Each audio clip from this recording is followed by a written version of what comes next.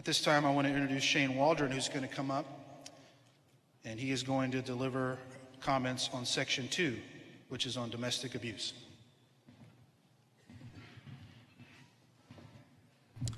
Good morning.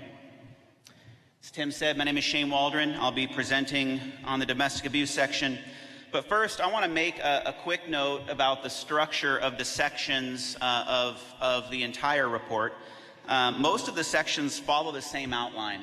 So there's a summary description of that type of abuse, followed by expressing God's heart.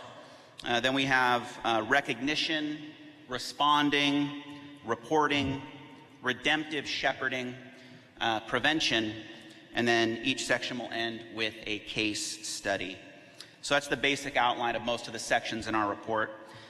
Instead of trying to summarize the domestic abuse section in just a few minutes, I think the wisest use of the time would be to discuss how to think about the domestic abuse section, how to approach it.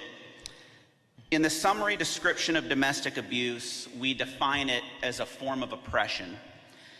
Defining domestic abuse as oppression is the key to understanding abuse biblically.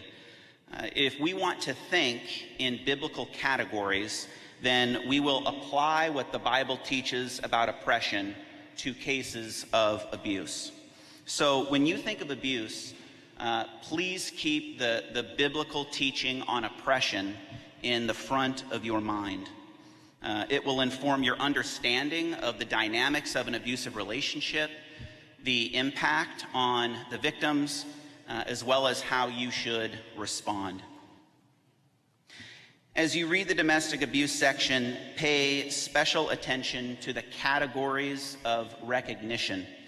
Our report delineates 5 different types of domestic abuse: emotional, spiritual, economic, sexual, and physical. Each type of abuse is composed of multiple behavior patterns. Being able to identify those behavior patterns is the key to recognizing domestic abuse. A common question we receive is, how do you know when typical marriage conflict ends and abuse begins? Emotional abuse in particular can seem like a very nebulous concept. We could be worried that someone might make allegations of emotional abuse simply because they got their feelings hurt. But domestic abuse occurs in concrete behavior patterns that can be named and defined. And that is a key thing to understand. Our categories of recognition give you these definitions. So when a person displays multiple behavior patterns on a consistent basis, his or her behavior is abusive. So please pay special attention to the categories of recognition. All right, if there's one thing you remember from my presentation, I want it to be this. Most of the mistakes I see churches make when they respond to cases of domestic abuse come from one flawed assumption, just one.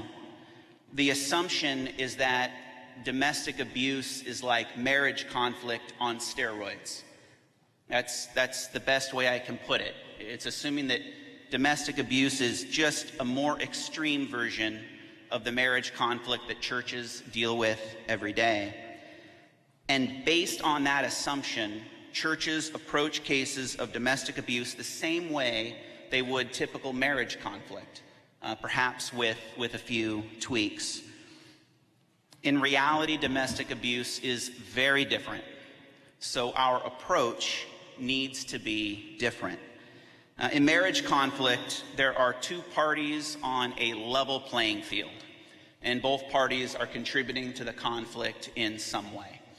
There's also in marriage conflict still a general environment of safety in the home. In domestic abuse, instead of 2 parties on a level playing field, there is a perpetrator and a victim.